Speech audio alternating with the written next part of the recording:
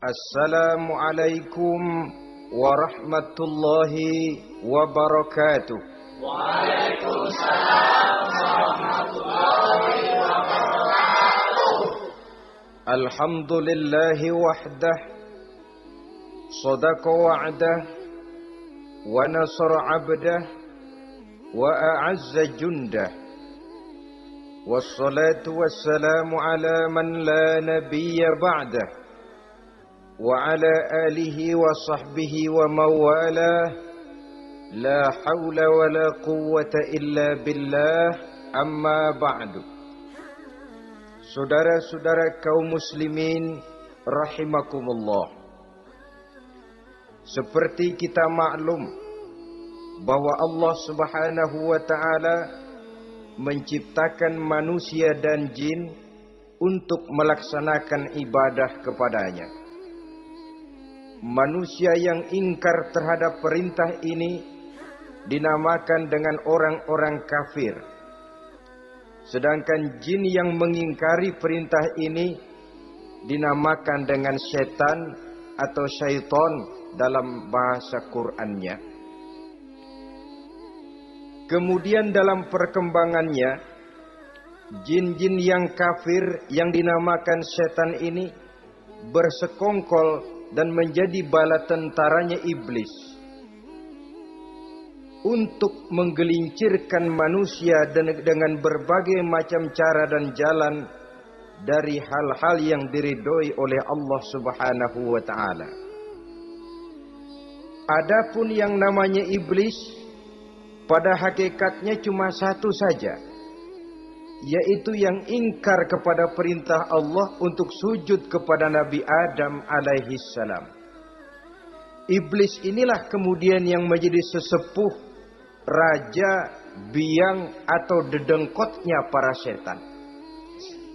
Seluruhnya akan tunduk kepada komando iblis, akan taat dan setia kepada perintah iblis untuk mencari teman yang sebanyak-banyaknya guna menemani mereka di neraka nanti. Maka mereka pun melakukan satu proklamasi yang bisa kita baca dalam surah Al-A'raf ayat 16 dan 17, di mana iblis dengan tegas menyatakan, qala fa bima aghwaytani la aq'udanna lahum siratakal mustaqim.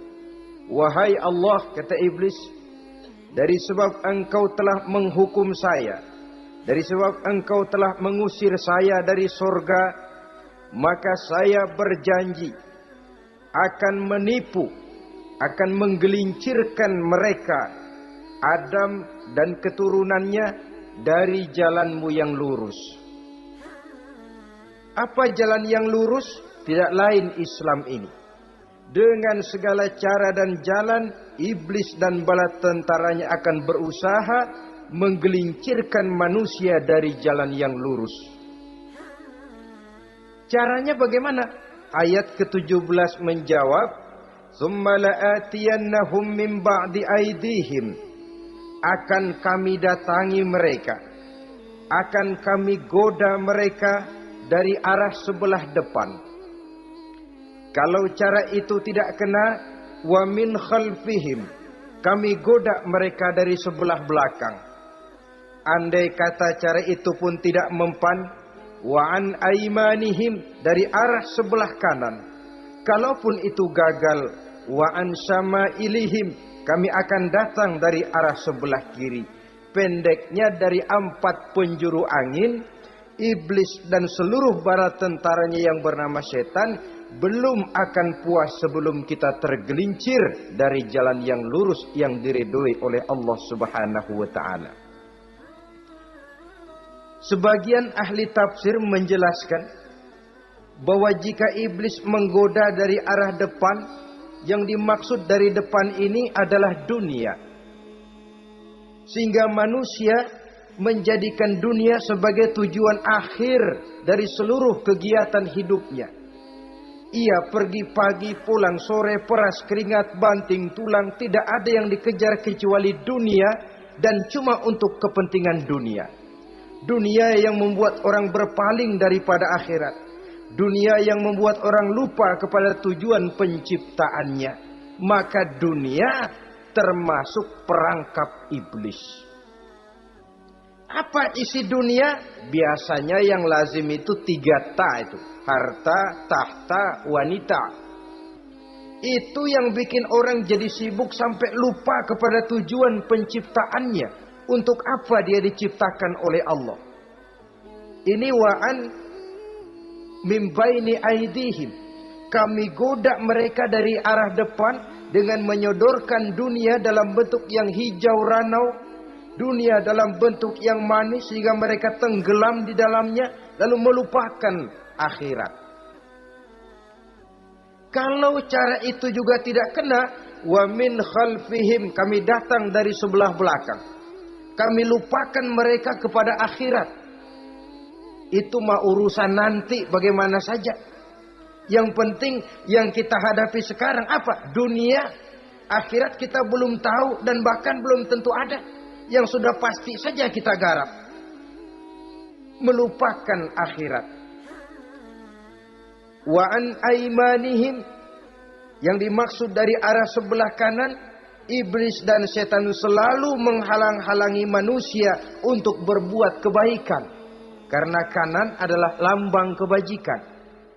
Sedangkan ansama ilihim, kiri adalah lambang kejahatan. Dicegahnya kita berbuat kebajikan dan dibisikannya kita untuk selalu melakukan kejahatan dan kemunkaran. Wala tajidu aktsarahum syakirin, dan akan kamu dapati sedikit sekali di antara manusia yang bersyukur atas nikmat yang telah engkau berikan kepada mereka. Ditanamkan rasa ingkar kepada nikmat. Jika kita tidak kufur iman, dibuatnya kufur nikmat. Mengeluh padahal hidup sudah serba cukup. Merasa masih sangat kurang padahal orang lain sudah titik air liurnya melihat keadaan kita. Sedikit sekali di antara mereka yang pandai bersyukur kepada nikmat yang telah engkau berikan itu ya Allah. Jadi untuk ingkar nikmat, bisikan selalu datang dari iblis. Coba lihat itu. Temanmu yang tidak pernah sholat rezekinya lancar. Kamu berhenti saja sholat. Yang tidak pernah ke masjid pangkatnya naik terus. Udah berhenti aja ke masjid. Atau setidak-tidaknya mengeluh dalam hati. Tuhan kayaknya tidak adil. Kenapa saya rajin sholat kok rezeki seret bener. Padahal pada dasarnya kalau kita mau berpikir dalam bentuk yang paling mendasar. Allah selalu memberikan yang terbaik untuk kita. Jika begini keadaan kita, inilah yang terbaik buat kita menurut pertimbangan Allah. Jika kita menuntut lebih lagi, mungkin dengan keadaan yang lebih itu kita bisa tergelincir. Dan Allah lebih tahu itu. Sebagai pencipta manusia, Allah lebih tahu tentang kemungkinan-kemungkinan yang bisa didapat dan dicapai oleh manusia. Bahasa ringannya, rezeki lu segini aja deh, lu jadi rajin sholat. Kalau rezeki lu melebihan jadi orang kaya dikit, nanti ngelihat masjid minggir. Allah selalu memberikan yang terbaik kepada kita. Saudara-saudara kaum muslimin, adapun iblis dan setan sudah menyadari betul bahwa iblis dan setan tempatnya di akhirat nanti jelas neraka. Itu mereka sudah sadari betul. Maka yang mereka kepengen sekarang bagaimana mencari teman sebanyak-banyaknya untuk menemani mereka di neraka nanti. Nah inilah yang menyebabkan mereka berjibaku betul. Bahkan ada satu riwayat itu, ada waktu-waktu tertentu di mana para setan ini laporan kepada iblis. Kalau ada yang laporan gagal, bukan main marahnya si iblis ini selaku komandan. Kata setan, Pak, saya gagal menggoda si fulan karena imannya kuat. Goblok kamu. Dengan apa kamu goda dia? Dengan kedudukan. Dia tidak mau. tempuh dengan jalan lain, barangkali dengan harta. Kalau dengan harta tidak bisa, barangkali dengan wanita. Kalau dengan wanita tidak bisa, tempuh segala macam cara. Dan mereka yang laporannya enak, artinya berhasil menggoda banyak orang-orang beriman, itu kondisinya naik. Bahkan mendapat semacam piagam penghargaan sebagai kadar militan daripada iblis. Nah, mereka berusaha dengan segala macam cara mengumpulkan teman sebanyak-banyaknya. Kalau mereka sendiri sudah tahu pasti, sadar nasib saya di akhirat nanti pasti masuk neraka, diazab dan disiksa oleh Allah. Cuma saya begini ini lantaran ulahnya Nabi Adam dulu. Maka anak-anak cucu Nabi Adam harus menjadi teman-teman saya sebanyak-banyaknya guna menemani saya di dalam neraka. Oleh karena itu, pada kesempatan pertemuan saat ini, kita akan membicarakan siapa sih teman-teman setan itu. Diriwayatkan dari Wahab bin Munabbih bahwa pada satu hari iblis diperintahkan oleh Allah untuk datang kepada baginda Rasulullah sallallahu alaihi wasallam dan menjawab segala pertanyaan yang diajukan oleh baginda Nabi. Datang iblis dalam bentuk orang tua pakai tongkat. Jadi iblis itu bisa malih warna, dia termasuk jenis makhluk halus toh. Seperti halnya jin dan malaikat, itu bisa malih warna sesuai dengan yang mereka kehendaki. Ketika datang, baginda Nabi bertanya, "Man anta?" Siapa kamu? Dia jawab, "Ana iblis." Saya iblis. Jujur. "Limadza ji'ta?" Mau apa kamu datang kemari? Kata baginda Nabi. Dijawab oleh iblis, "Innallaha amaroni an atika wa ujibaka an kulli ma sa'altani." Allah memerintahkan saya untuk datang kepadamu dan menjawab segala pertanyaan yang engkau ajukan kepada saya. Nah, atas pernyataan ini baginda Rasul kemudian bertanya dengan dua pertanyaan.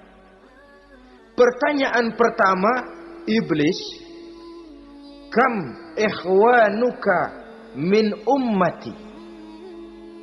Ada berapa sih teman-temanmu dari golongan umatku? Dari golongan umatku, umat Islam ini, bukan orang lain. Kalau orang kafir sih sudah jelas, itu memang CS-nya iblis. Tapi dari umatku, siapa saja yang jadi teman-teman kamu iblis? Menjadi antekmu, menjadi alatmu sejak dari dunia sampai ke neraka nanti. Atas pertanyaan ini iblis menjawab, "Teman-teman saya dari golongan umatmu ya Muhammad, asyarun, ada 10 orang. Ada 10 orang yang merupakan teman-teman iblis dari dunia sampai ke neraka." Siapa mereka? Pertama kata iblis, teman saya hakimun jair. Hakim yang curang. Hakim yang tidak adil. Ini bisa dimaklumi. Kenapa? Karena hakim diharapkan adalah produk keadilan. Sehingga orang mengatakan seorang hakim adalah seorang yang meletakkan sebelah kakinya di surga dan sebelah lagi di neraka. Kalau adil dia menghukum, kaki sebelah kanan yang akan menentukannya ke surga. Kalau licik dia menghukum, kaki sebelah kiri yang akan menjerumuskan dia ke dalam neraka. Saudara-saudara kaum muslimin rahimakumullah. Sesungguhnya dalam kehidupan, Kurangnya sandang pangan bukan satunya-satunya sebab yang membuat orang menderita. Tidak teraturnya perumahan, kurangnya lapangan kerja bukan satu-satunya yang menyebabkan rakyat menderita. Tapi lukanya rasa keadilan. Tidak tegaknya hukum sebagaimana yang diharapkan. Itu juga bisa menjadi sumber nestapa, bisa menjadi asal dari segala derita. Oleh karena itu, hakim yang tidak adil, hakim yang curang, yang menghukum tidak berdasarkan hukum, tapi berdasarkan kepentingan, berdasarkan pesan sponsor, hukum bisa dibeli, ada istilah mafia peradilan. Hakim-hakim macam ini yang akan menjadi teman-teman iblis. Dan tiap kali palu akan diketuk, iblis sudah bukan main sibuknya. Kekuasaan di tanganmu, hijau katamu, hijau yang akan berlaku, merah kau ketok, merah yang akan jadi keputusan. Orang lain tidak tahu ini kesempatan untuk jadi kaya, ini kesempatan untuk naik pangkat. Manipulir hukum tidak ada yang tahu karena orang banyak yang awam dengan hukum. Saudara-saudara kaum muslimin, kalau hukum sudah bisa dibeli, atau kalau hukum cuma untuk orang-orang kecil saja, ada kelompok-kelompok yang kebal hukum, maka akan timbullah kiamat di masyarakat, di mana yang kuat makin kuat, yang lemah selalu menjadi mangsa. Oleh karenanya, hakim yang serong, hakim yang durjana merupakan teman-teman setan, merupakan teman-teman iblis dari dunia sampai ke neraka nanti. Ini yang pertama. Oleh karenanya, pada dasarnya setiap kita adalah hakim untuk keluarga, dalam pergaulan. Hendaklah adil di dalam memutuskan segala sesuatu. Lebih-lebih hakim yang memang menjadi pengayom masyarakat. Bukankah lambang para hakim digambarkan dalam bentuk neraca yang berimbang? Tidak berat ke kiri, tidak juga berat ke kanan. Dalam arti objektif memberikan keputusan sesuai dengan hukum. Sehingga masyarakat terlindungi. Dan hakim yang adil secara praktis adalah musuh daripada setan. Dimanapun setan dan iblis paling gak demen sama hakim yang adil. Itu merupakan musuh besar bagi setan. Yang menyalahkan yang salah, membenarkan yang benar. Walaupun yang salah orang besar, yang benar orang kecil. Dan kita memang oleh baginda Nabi diajarkan satu doa. Allahumma arinal haqqa haqqa warzuqna tiba'ah. Ya Allah, perlihatkan kepada kami bahwa yang benar itu benar. Sebab sering kita lihat yang benar jadi tidak benar. Ini memerlukan kekuatan batin. Yang benar tampakkan kepada kami kebenarannya ya Allah. Sebab sekarang banyak ketidakbenaran yang dikamuflase. Banyak ketidakbenaran yang diberikan lipstick. Sehingga kelihatannya menjadi benar. Ini baik doa ini saya pikir dibaca oleh para hakim. Allahumma arinal haqqa haqqa. Ya Allah, perlihatkan kepada saya bahwa yang benar itu benar. Dan tidak cuma sekedar itu. Warzuqni tiba'ah. Berikan kekuatan kepada saya untuk mengikuti kebenaran itu. Sebab kadang-kadang terjadi juga dia tahu yang benar itu benar. Tapi tidak punya keberanian moral untuk mengatakan bahwa itu benar. Dia tahu itu barang yang hak. Tapi tidak terpanggil mengikuti yang hak. Tidak punya kekuatan moral untuk mengikutinya. Lalu doa ini pun disambung. Wa arinal batila batilan. Warzuqna ijtinaba. Wahai Allah, perlihatkan kepada kami bahwa yang batil adalah batil. Bahwa yang salah adalah salah. Bahwa yang munkar adalah munkar. Berikan kepada kami kekuatan untuk menjauhi yang munkar, yang batil, yang zalim. Saudara-saudara kaum muslimin rahimakumullah. Kita sering mencaci kaum pelacur sebagai sampah masyarakat. Tapi sadarkah kita bahwa pelacuran di bidang hukum, pelacuran di bidang intelektual, kadang-kadang pelacuran di bidang agama, dalam arti menjual ayat untuk membela yang salah dan menekan yang benar, ini juga tidak kalah bahayanya dengan prostitusi, pelacur-pelacur yang kita anggap sebagai sampah daripada kehidupan masyarakat itu. Oleh karenanya, maka hakim yang adil merupakan musuh utama daripada iblis dan setan. Mereka akan sibuk sekali kalau seorang hakim sudah berketetapan untuk melahirkan keputusan hukum yang seadil-adilnya. Ini yang pertama, teman setan adalah hakim yang nyeleweng, yang tidak adil. Yang kedua, teman saya, kata iblis, ghaniyun mutakabbir, orang kaya yang sombong. Orang kaya sombong itu teman setan. Orang miskin sombong itu lebih teman lagi tuh. Sebab ini sudah kelewatan.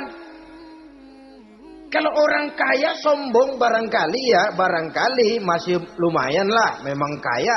Tapi kalau sudah miskin sombong, minta ampun. Orang kaya yang sombong adalah musuh iblis. Sebab pada hakikatnya tidak ada yang kaya dalam kehidupan ini kalau sudah bercermin kepada apa sih yang kita punya.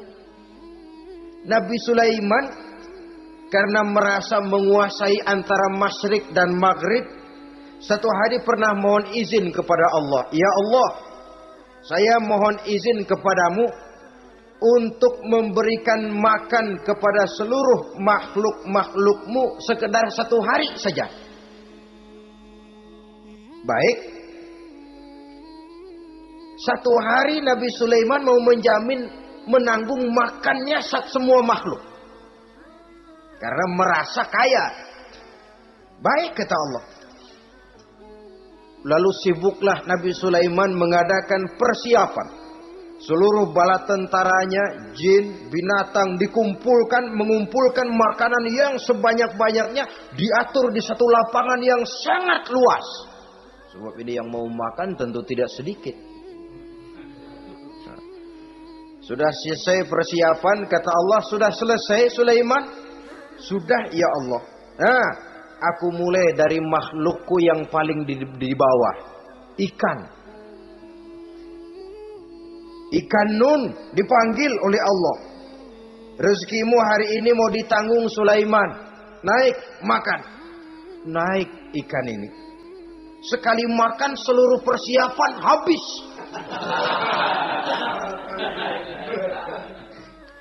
Goleng kepala Nabi Sulaiman, beliau sadar lalu sujud, maha kaya engkau ya Allah. Boro-boro nanggung makanan semua makhluk hidup sehari, ikan satu nggak keurusan. Ini baru sekali makan, bagaimana nambahnya? Jadi apa sih yang kita anggap kaya ini? Maka orang kaya yang sombong pada hakikatnya kacang yang lupa akan kulitnya. Tidak ada yang kita bawa pada saat kita terlahir ke alam ini. Sebagaimana juga tidak ada yang kita bawa pada saat kita meninggalkan alam ini. Harta kita akan pindah nama. Sebab itu yang perlu kita jaga pada hakikatnya tidak lain nilai-nilai iman. Sebab ini yang akan kita bawa. Cuma ironinya, karena iman itu abstrak, bukan benda. Orang yang kehilangan iman tidak pernah ribut. Sebaliknya karena harta itu materi, benda konkret, orang yang kehilangan harta cepat merasa, cepat ribut. Motor hilang, ribut. Kenapa? Motor itu benda, kelihatan.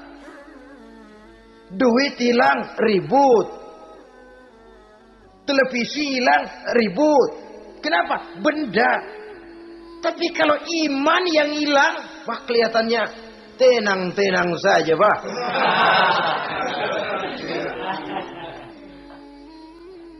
Padahal ini usaha iblis, bagaimana orang kehilangan iman, menjadi kafir, masuk grup dia untuk menemani dia di dalam neraka nanti. Dia gelincirkan iman kita, dan kita sering tanpa terasa telah mengalami pergeseran nilai-nilai iman kalau tidak tergusur sama sekali. Cuma saya katakan tadi, oleh karena iman ini bukan benda, orang yang kehilangan iman kurang begitu merasa. Padahal ini yang paling berharga. Sebab ini yang akan kita bawa menghadap Allah. Orang itu kalau sudah yakhruju minad dunya bighairi iman, keluar dari dunia, meninggalkan dunia dan seluruh isinya, kembali menghadap Allah dengan tidak membawa iman, tempatnya jelas sudah. Itu yang paling kita khawatir. Pangkat jelas tidak kita bawa. Harta benda akan pindah nama jadi milik ahli waris kita. Tiba-tiba iman yang cuma satu itu tempat kita bergantung, hilang juga dari diri kita. Dengan apa kita mau menghadap Allah? Dan kemalangan apa yang lebih besar dari orang-orang yang telah kehilangan iman pada saat dia menghadap Allah Subhanahu wa ta'ala. Karena itu saudara-saudara, terutama yang diberikan amanah berupa harta oleh Allah dalam kehidupan ini, bersyukurlah kalau saudara diberikan kepercayaan oleh Allah untuk menyalurkan rezeki kepada orang lain. Seperti keran yang nyimpen air tapi tidak untuk dirinya, disalurkan kepada yang memerlukannya. Rezeki dia cuma lewat tangan saya. Rezeki dia cuma lewat tangan saya. Berbahagialah orang kalau dipercayai Allah untuk menyalurkan rezeki kepada orang lain. Artinya agen. Yang ditunjuk jadi agen Allah, kok nggak bangga? Kalau sudah kemari cara berpikir, insya Allah rasa bakhil bin pelit alias medit bin koret.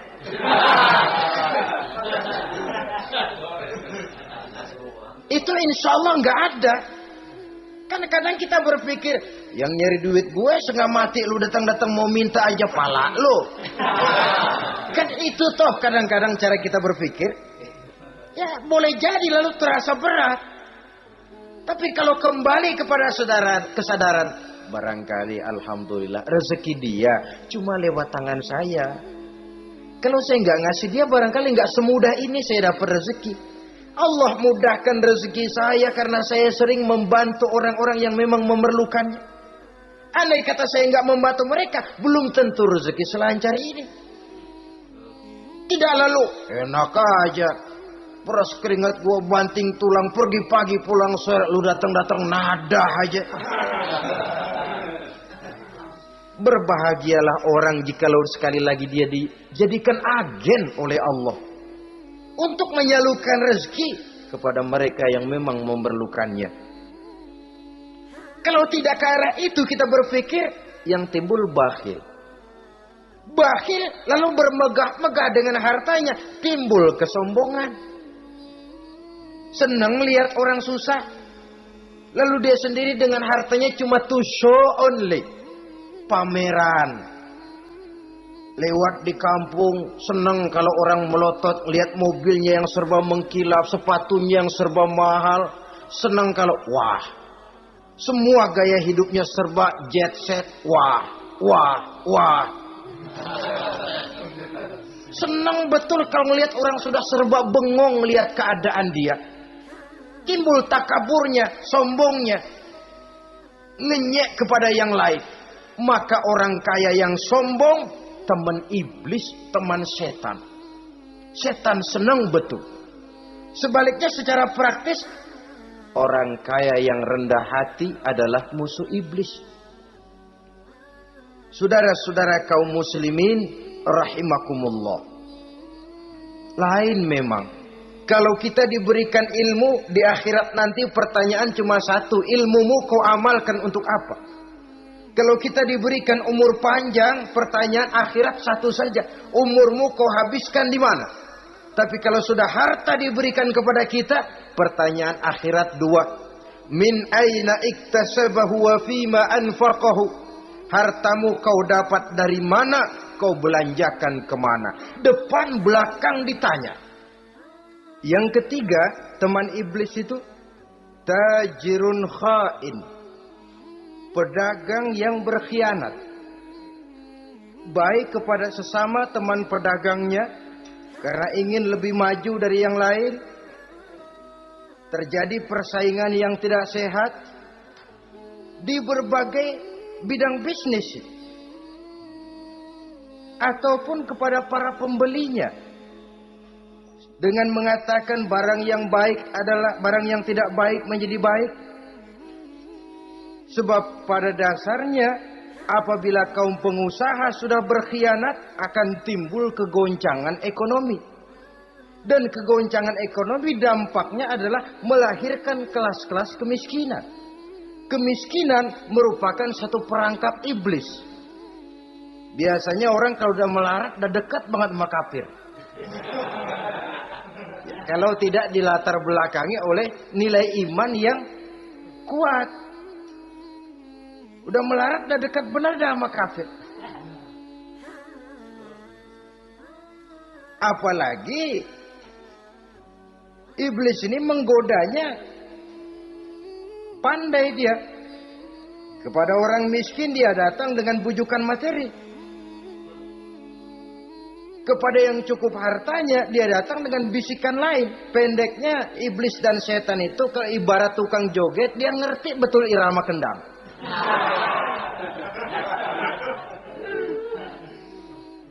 Di mana kelemahan orang itu dia selidiki, dia pelajari, dari arah situ dia masuk. Dan secara strategi perang iblis dan setan ini posisinya memang lebih menguntungkan daripada kita. Kenapa? Dia melihat kita mah nggak lihat dia. Dia bisa pelajari kebiasaan dan kecenderungan kita. Kita nggak tahu kadang-kadang kelemahan kita. Dari arah itu dia masuk. Posisi dan strateginya lebih menguntungkan daripada kita. Saudara-saudara kaum muslimin rahimakumullah. Bila ekonomi sudah goncang, terjadi penimbunan barang, terjadi spekulasi harga, timbullah kegoncangan sosial. Dan dikala itu setan dan iblis pesta. Dia merasa perangkapnya berhasil. Persaingan-persaingan yang tidak jujur, yang pada dasarnya akhirnya bukan cuma merusak sistem ekonomi, tapi juga mempengaruhi hasil kerjaan. Dalam tender-tender usaha-usaha besar misalnya, oleh karena mengajar supaya dia yang mendapat proyek, dia tidak segan sogok sini, suap sana, semir sana, usap sini. Tinggal untungnya sedikit dan dia harus dapat untung besar. Akhirnya apa? Proyek yang dikerjakan cuma asal sekedar jadi. Tidak seperti standar yang ditetapkan lagi. Juga tidak merupakan kesalahan yang sepenuhnya harus dibebankan kepada dia. Kesalahan yang merupakan siklus. Mata rantai sudah lingkaran setan. Itulah sebabnya sering saya ungkapkan kalau manusia sudah jadi teman setan, lebih buas daripada bajing. Karena bajing cuma makan kelapa, tapi bajingan udah apa saja dimakan. Sudah jadi teman-teman iblis, tidak ngerti halal haram, hak dan batil. Ini kepentingan pribadi apa kepentingan orang banyak, yang penting sikat saja. Jadi yang ketiga ini targetnya memang kekacauan ekonomi. Yang kemelaratan, kemiskinan merupakan tangga untuk sampai kepada kekafiran. Dan iblis tahu betul itu.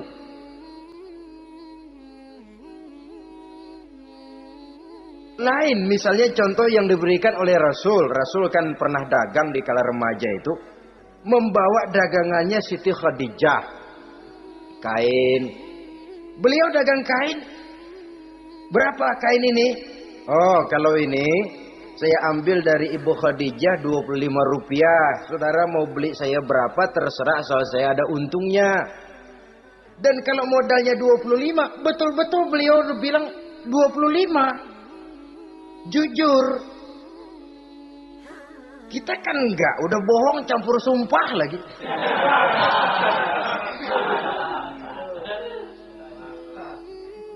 Ini yang ketiga. Yang keempat, teman-teman setan, teman-teman iblis, syaribul khamr. Orang yang minum arak, pemabuk, itu teman setan. Bahkan divonis tidak beriman orang yang pada saat meninggal dunia di dalam perutnya itu masih ada khamr. Tidak beriman divonis. Jadi dalam satu pesta di mana disediakan minuman-minuman keras, iblis itu sudah masang perangkap. Dan bila minuman itu dihampiri orang, dia mulai senang, wajahnya berseri-seri. Kalau minuman dituang ke gelas, dia tepuk tangan. Bila minuman mulai mengalir ke tenggorokan, dia jijimprakan iblis. Girang bukan main.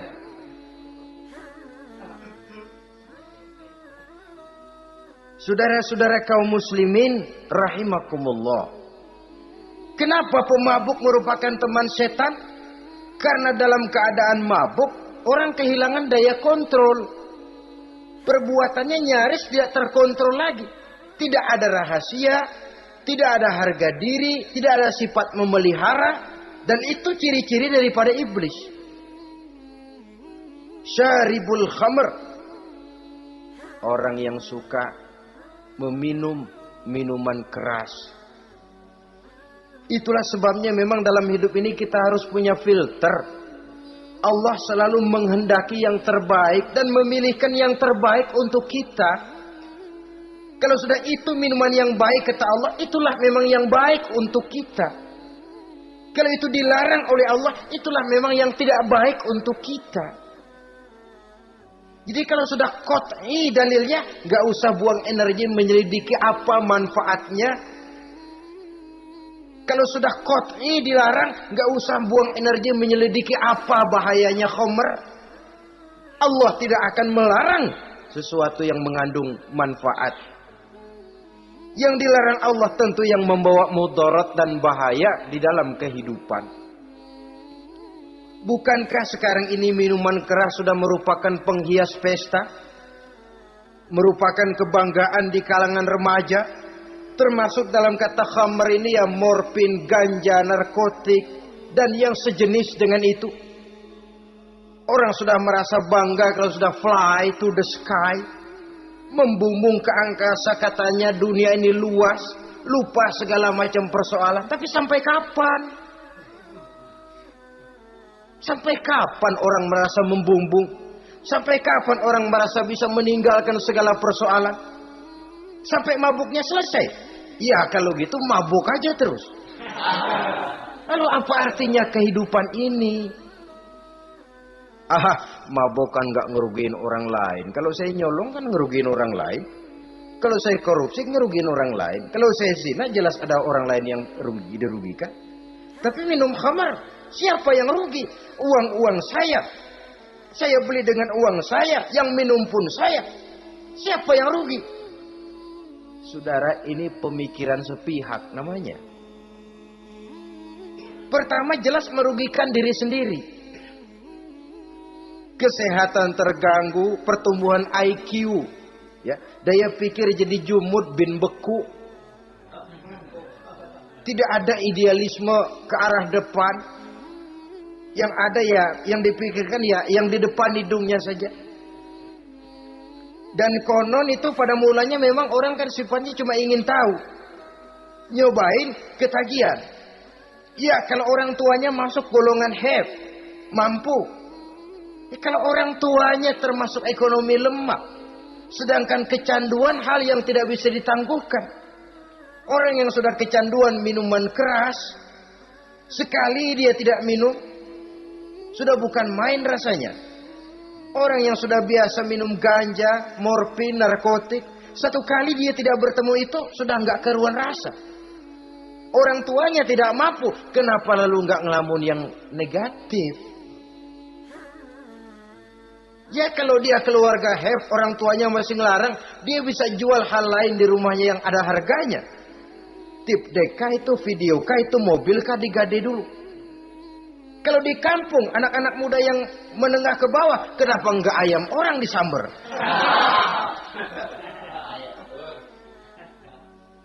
Terjadilah perbuatan negatif yang akhirnya merembet kepada merugikan orang lain.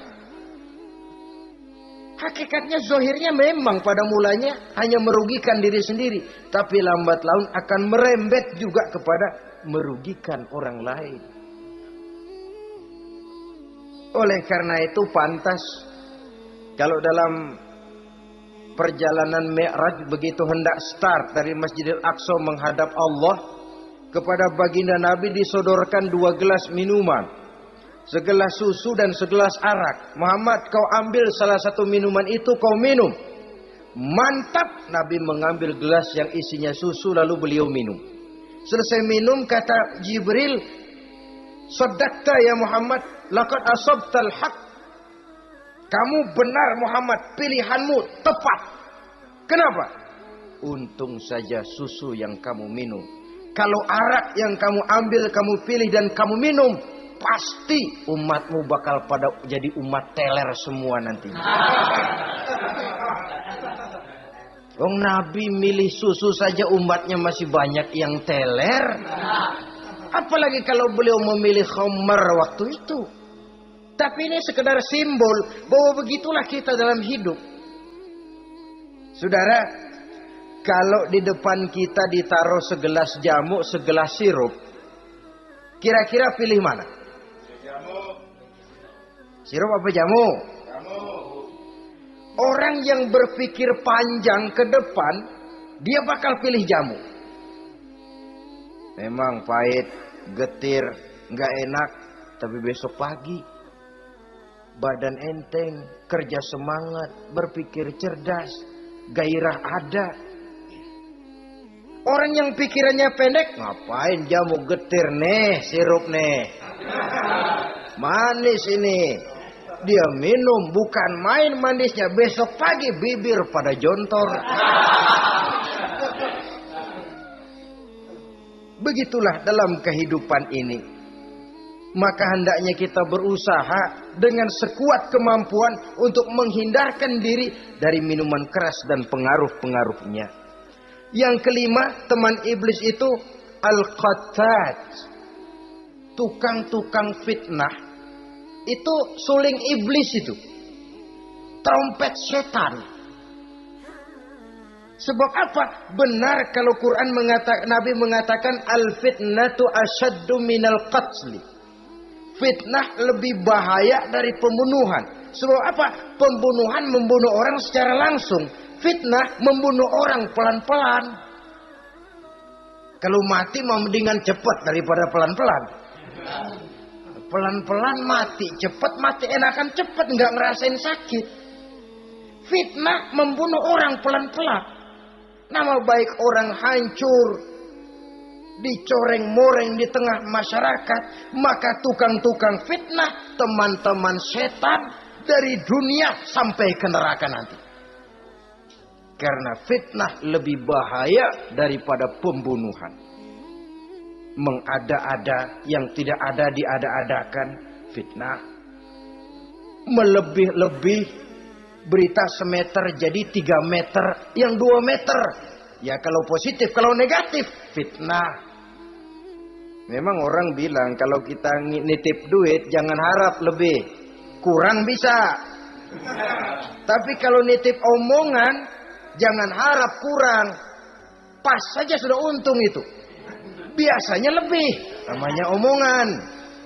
1 meter jadi 2 meter, 2 meter jadi 3 meter. Itu sifat dari yang namanya omongan. Kita kirim uang, udah gak bakalan lebih dah. Ini nitip uang sama saya 50.000, tambahin 10.000, langka yang berpikir begitu. Kurang malah bisa. Enak aja nitip, gua kan kemarin pakai ongkos. Hitung transport misalnya. Tapi kalau sudah nitip omongan, pas saja sudah untung loh. Biasanya malah lebih. Fitnah pernah melanda Nabi Zakaria. Fitnah pernah melanda Habil dan Qabil. Fitnah pernah melanda Nabi Ibrahim. Fitnah bahkan pernah melanda kehidupan baginda Rasulullah sallallahu alaihi wasallam. Dalam peristiwa yang lazim kita kenal dengan hadisul ifki, bagaimana gosip pun sempat mengguncang rumah tangga kehidupan baginda Nabi.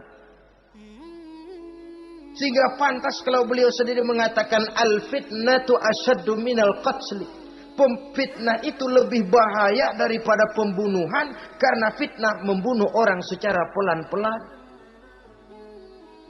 Saudara-saudara kaum muslimin rahimakumullah. Lidah tidak bertulang. Shaghirul jirmi azimul jurmi. Kecil bentuknya tapi besar akibatnya. Kalau kita luka karena silet 2-3 hari boleh sembuh. Tapi luka karena lidah seumur hidup kita ingat. Asal ngeliat orangnya ingat nih dia nih yang ngomong kagak enak bang adik gua tandain dah.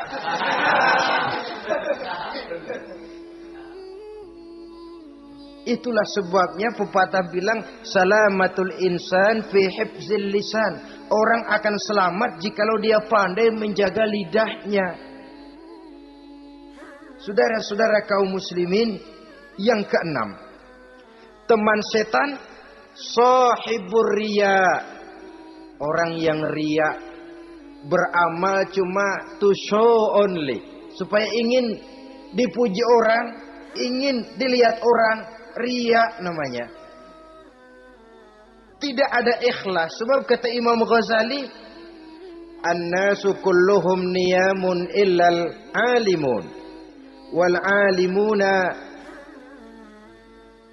an-nasu kulluhum mauta illal alimun.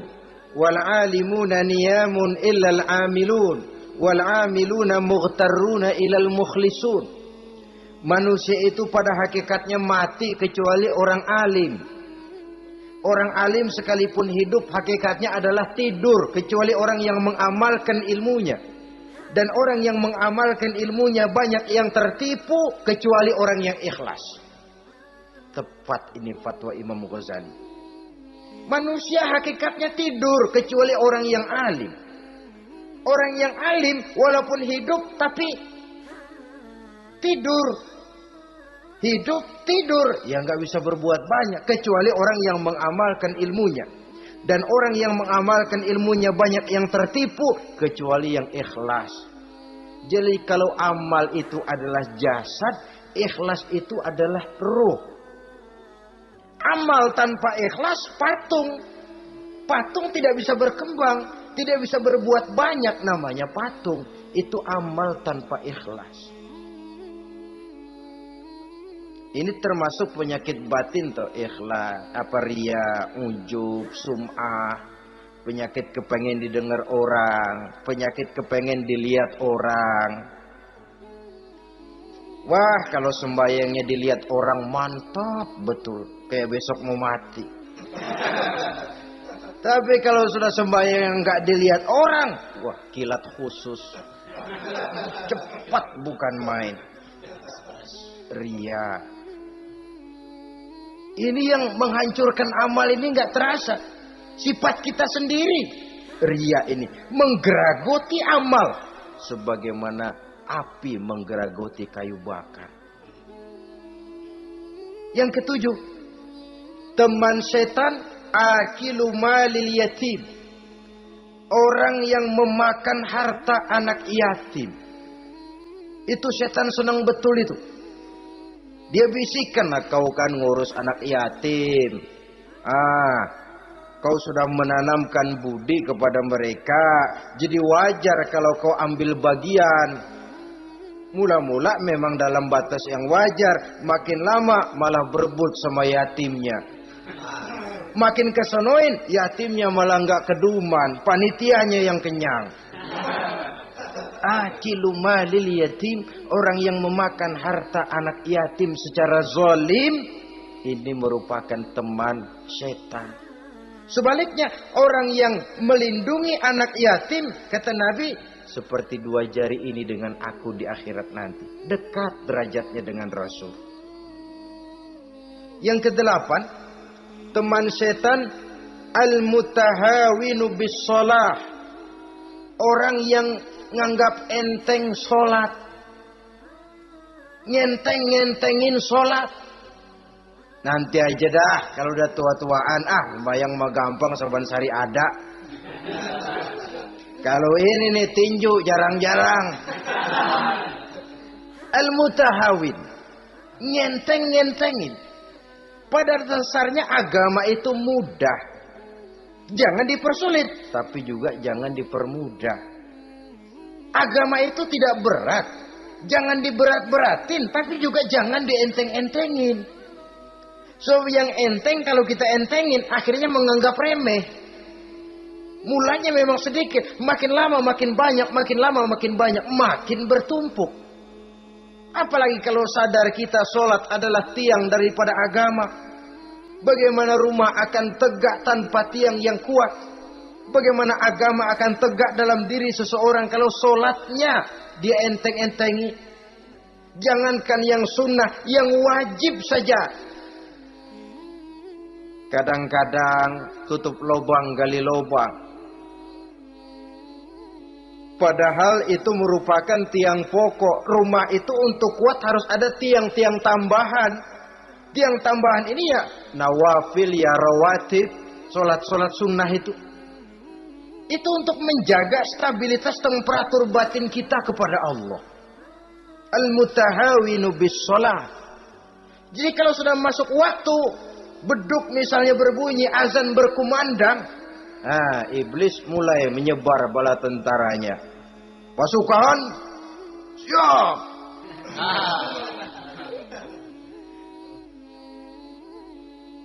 Kama yang dagang dia bisikin, sedang enaknya lu dagang, gua beli lagi banyak-banyak, sembahyang mah ada besok. Sama yang kerja, jangan ditinggal, ini kerjaan tanggung, sembahyang masih ada besok. Saudara-saudara kaum muslimin rahimakumullah. Andai kata kita berhasil, kita tinggalkan kesibukan, lalu kita pergi sholat, apa iblis diam? Setan tenang? Tidak, masih dia bisiki kita. Iya, kalau mau sembahyang ya sembahyang, cuma buruan udah. Nah, yang mau belanja, yang menunggu, bukan main. Sampai rukuk kita tidak sempurna, bacaan kita semrawut, sujud kita tidak lengkap. Sholat juga, tapi disitulah masuk iblis. Atau kalau itu kita berhasil cegah, rukuk tertib, ada tumakninah, sujud bagus, iblis masuk lagi. Wah, memang sembahyang kamu mantap. Orang lain gak ada yang sembahyang kayak kamu. Yang timbul apa? Ujub. Sombong kepada diri sendiri. Begitu rapi sembahyang, lu ya pada kagak sembahyang, apaan lu? Gua nih. Itu sudah perangkap iblis. Jadi lewat segala macam cara dan jalan, kepada yang ibadahnya bagus ditanamkan rasa ujub. Kepada yang mau berusaha bagus ditanamkan sifat was-was, buru-buru. Saudara-saudara kaum muslimin, ini yang ke-8. Yang ke-9, mani'uz zakah. Orang yang enggan membayar zakat itu teman setan. Gak ada urusan sama zakat. Sayang-sayang harta dizakatin. Saudara-saudara, padahal zakat itu kata Nabi, zakku amwalakum biz zakat. Bersihkan hartamu dengan zakat. Jadi barangkali bercampur harta itu dengan sedikit yang tidak baik, bercampur dengan yang kotor. Zakat itu membersihkan yang lain. Kita misalnya dalam satu kelas punya murid 40 orang, 42 orang. Ada 2 orang yang bandel, nggak ketulungan. Sudah segala macam cara kita perbaiki, nggak juga berhasil. Ini kan kalau nggak diatasi kan mempengaruhi yang teman-teman yang 40 orang. Untuk menyelamatkan yang 40 ini, nggak apa-apa yang 2 keluarin. Bikin pemecatan. Anak saudara, kami sudah tidak sanggup lagi mengajar. Dengan ini kami berhentikan dari sekolah yang kami pimpin untuk menyelamatkan teman-teman yang lebih banyak. Mengeluarkan yang 2 untuk menyelamatkan yang 40. So kalau tidak ini nanti ngerembet, yang 40 ngikut jadi ngeres. Itu juga harta. Zakat untuk membersihkan yang masih tersisa. Yang terakhir yang ke-10, teman setan, musuh, teman iblis, man yutilul amal. Orang yang terlalu panjang angan-angan. Penghitung bintang di langit. Yang hidup cuma ngitung jikalau. Wiridannya cuma jikalau. Tidak pernah mau berbuat, cuma angan-angan kelewat panjang. Yang ngelamun kan nggak ada sekolahan, ya siapa juga bisa ngelamun. Orang bukan tidak boleh bercita-cita, bahkan cita-cita yang mendorong kita untuk bergairah dalam kehidupan. Tapi kalau cita-cita tanpa langkah konkret, yang penting kan punya kemauan, lebihnya tawakal, nggak cukup. Pernah datang ke masjid seorang sahabat. Begitu sampai dia turun dari onta langsung menghadap baginda Nabi. Nabi tanya, ontamu udah diikat belum? Belum ya Rasul. Kenapa? Saya tawakal kepada Allah. Tuh orang diomelin sama Nabi. Ikat dulu, habis gitu baru tawakal. Betul toh. Ikat dulu tuh onta, lebihnya baru tawakal. Kalau udah diikat masih lari juga, itu tawakal. Lah belum diikat udah tawakal. Orang yang terlalu panjang angan-angan, yang akhirnya kalau tidak merusak cara berpikirnya, akan mendorong dia kepada perbuatan yang negatif untuk mewujudkan angan-angannya itu. Macam misalnya ya, pakaian kepengen bagus, harta mau banyak, usaha ogah, kerja capek sedikit tidak mau, kepengen seperti orang-orang, lalu ngelamun. Kalau tidak jadi gila, ya merusak perbuatannya. Kan berapa banyak orang yang kepengen kaya gagal lalu jadi sableng. Kertas koran ditumpukin, dikantongin, dia kira gepokan duit. Hawanya duit udah banyak aja. Tulul aman, terlalu panjang angan-angan. Nah, saudara-saudara, kalau kita sudah tahu itulah teman-teman setan, teman-teman iblis, mari kita berusaha jangan termasuk salah satu di antara 10 orang yang menjadi teman-teman iblis ini. Lalu cara untuk mengatasinya bagaimana? Imam Al-Ghazali rahimahullah memberikan tuntunan. Pertama, untuk mengatasi perangkap setan, jangan sampai kita termasuk salah satu teman setan, zikrullah. Banyak ingat kepada Allah. Sebab Nabi bersabda, inna zikrallahi ta'ala fi janbi syaitan kal akillati fi janbi ibni Adam. Sesungguhnya zikrullah, zikir kepada Allah itu dapat menyakiti setan sebagaimana penyakit menyakiti lambung anak Adam. Jadi setan itu akan kurus kalau kita hantam pakai zikrullah. Setan tidak berdaya, lemah kalau kita hantam pakai zikrullah. Ingat Allah, selalu merasakan kehadiran Allah dekat dalam hidup. Itu senjata pertama. Dengan zikrullah, setan kurus.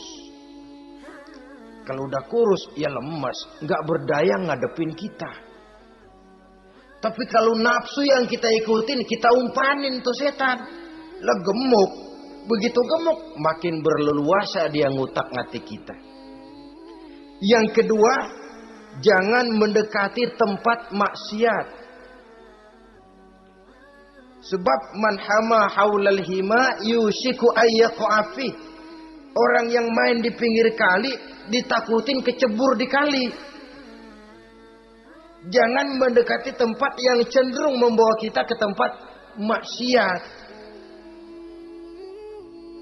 Saudara-saudara, yang ketiga,